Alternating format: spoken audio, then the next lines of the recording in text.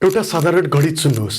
संसारमा जति धेरै मान्छे उस्तै काम गरेर कम्पिट गर्छन् त्यति नै उनीहरूको प्रफिट घट्छ अनि जति थोरै मान्छे कम्पिट गर्छन् त्यति नै प्रफिट बढ्छ। यो कुनै ओपिनियन होइन, यो म्याथ हो।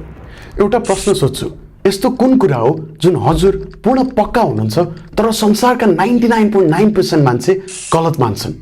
जवाफ दिन गाह्रो लाग्यो भने यो भिडियो हजुरकै लागि हो। हामीलाई सानैदेखि सिकाइएको छ, मेहनत गर, कम्पिटिसनमा अगाडि बढ, सफलता आउँछ।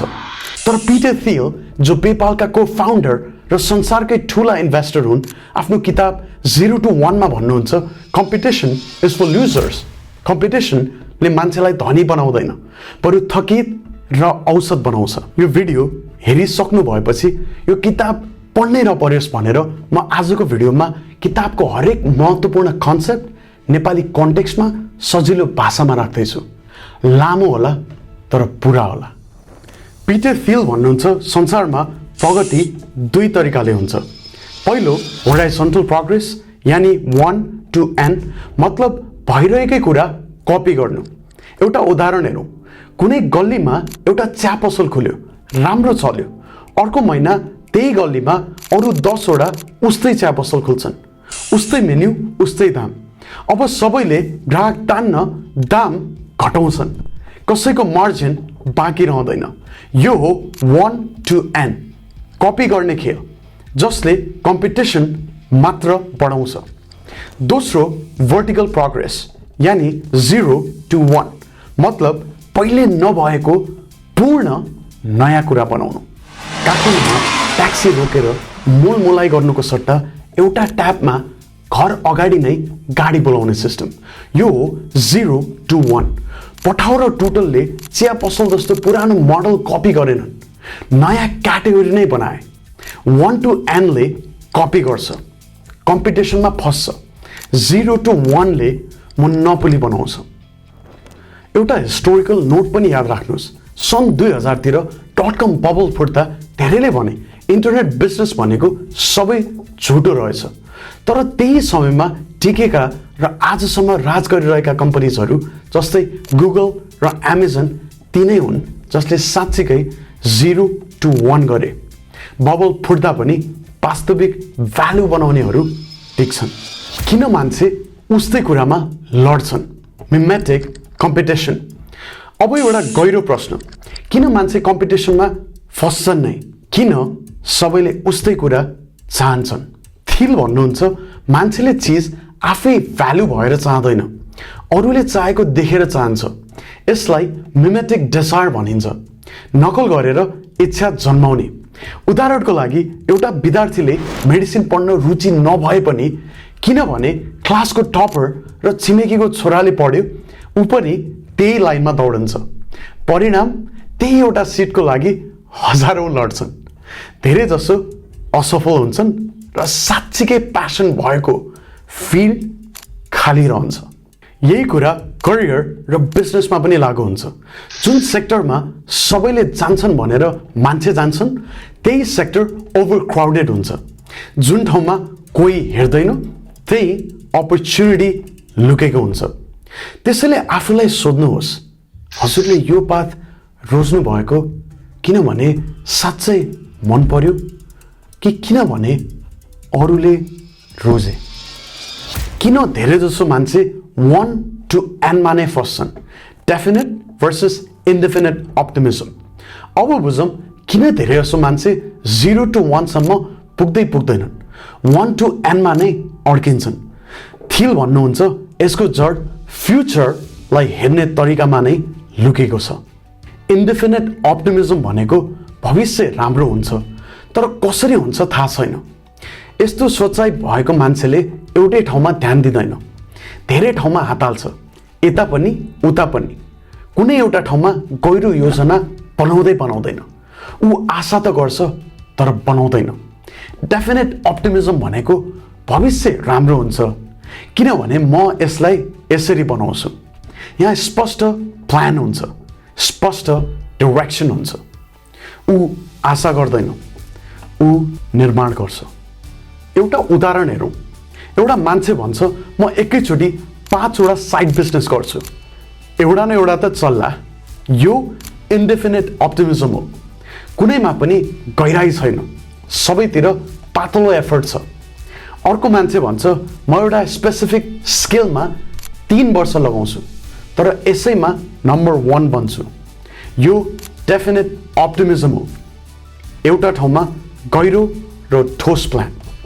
मेहनत त दुवैले गर्छ तर पहिलोको मेहनत छरिन्छ, दोस्रोको मेहनत जम्मा हुन्छ। त्यसैले आफूलाई सोध्नुहोस्, हजुरको प्लान आशामा आधारित छ कि ठोस डाइरेक्सनमा? मोनोपोली नराम्रो होइन।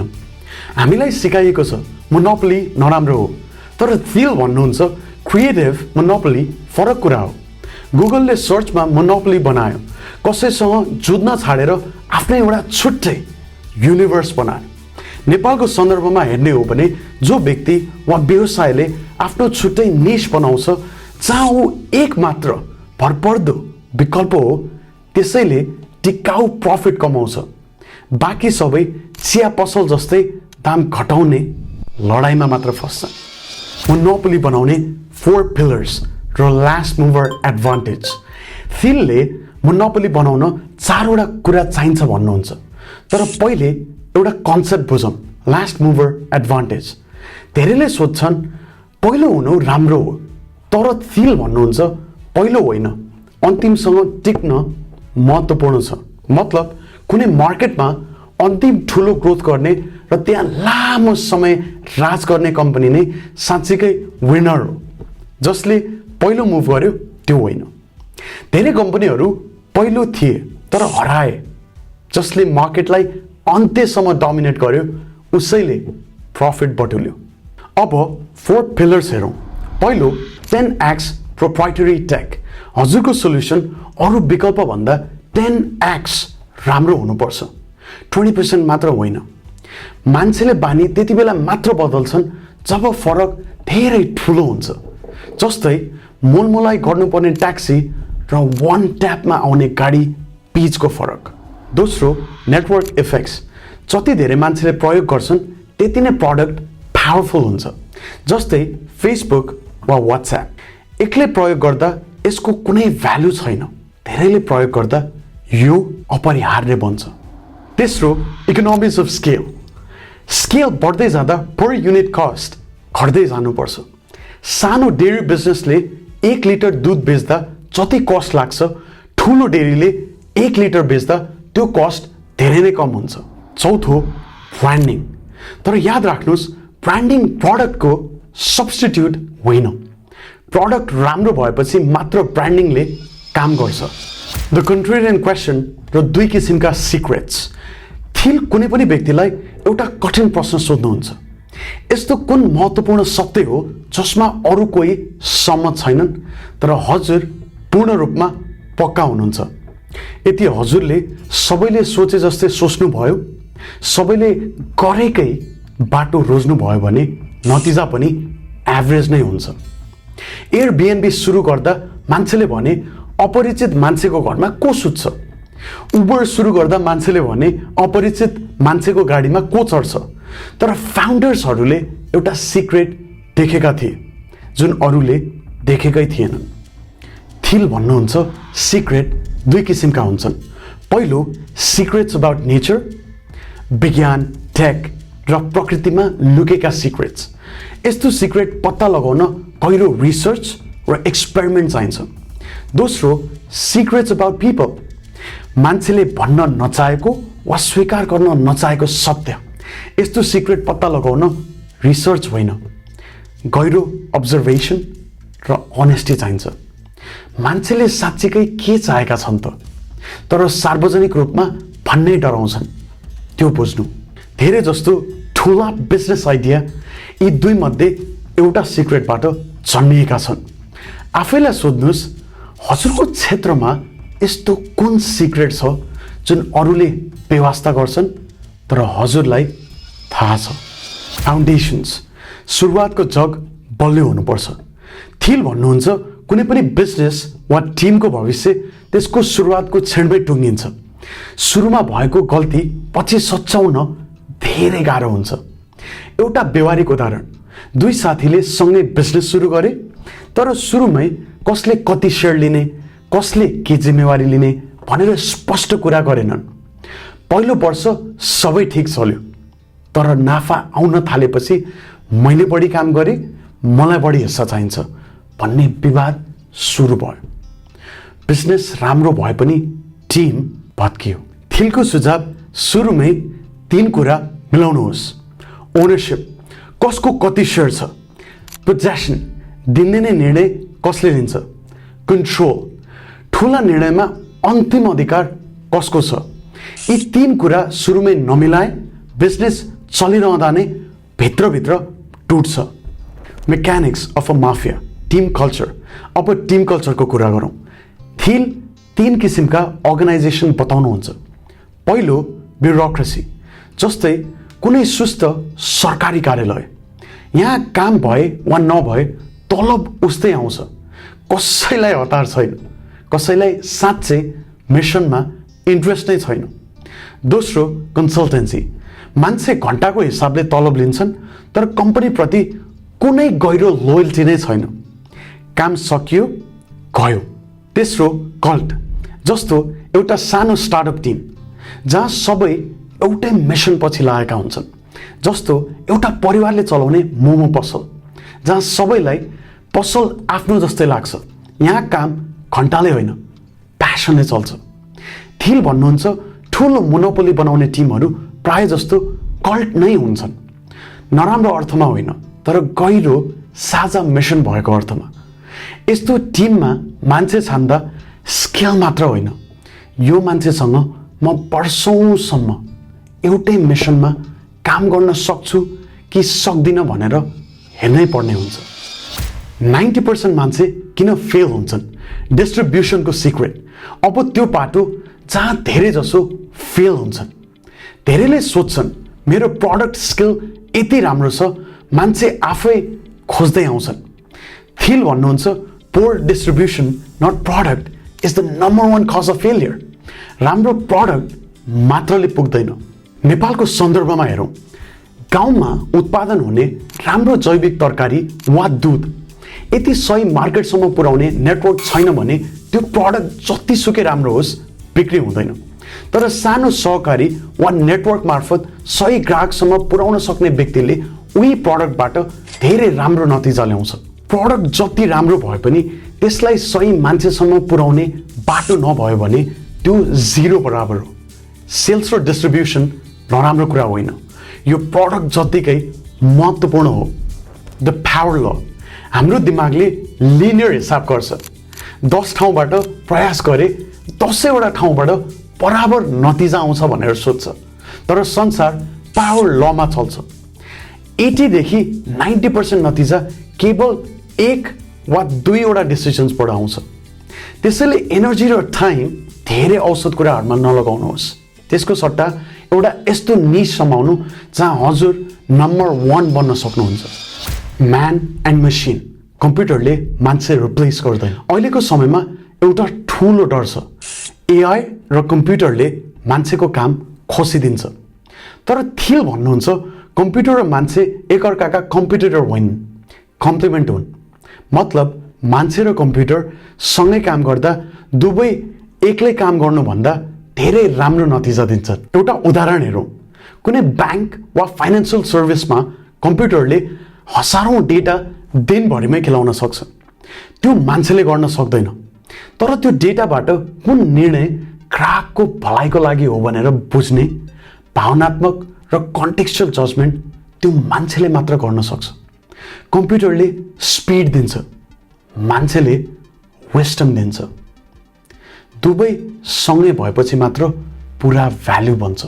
त्यसैले डराउनुको सट्टा आफैलाई सोध्नुहोस्, म कम्प्युटर या एआईसँग कसरी कम्पिट गर्ने होइन, म कम्प्युटर या एआईसँग मिलेर कसरी 10 गुणा राम्रो नतिजा दिन सक्छु।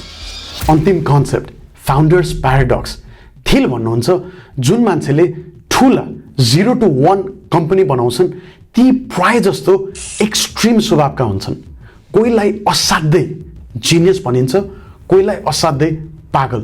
जस्तै स्टिभ जब्स कसैका लागि उहाँ संसारकै सबैभन्दा ठुलो भिजनरी हुनुहुन्थ्यो। कसैको लागि अत्यन्तै कडा र सामना गर्न गाह्रो व्यक्ति। दुवै कुरा साँचो थियो। यस्तै एक्सट्रिम फाउन्डर्सले नै ठुला बेट लिन्छन् जुन एभरेज मान्छेले लिनै डराउँछन्। यसको मतलब यो होइन कि हजुर असभ्य वा जिद्दी हुनुपर्छ।